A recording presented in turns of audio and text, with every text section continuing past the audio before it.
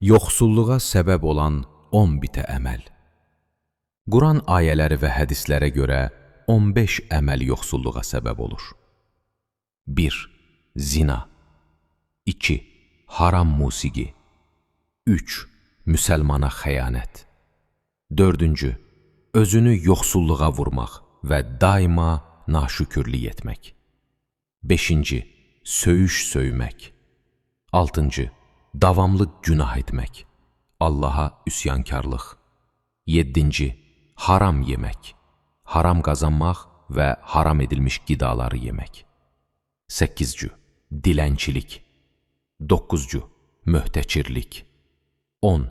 Valideyni qəzəbləndirmək və narahat etmək. 11. Namaza etinasızlıq. 12. Cənabətli halda çox qalmaq və bu halda yemək yemək və yatmaq. 13.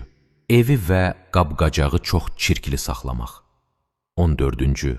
Yalan danışmaq. 15. Evdə ailə və uşağı söymək və lənət demək.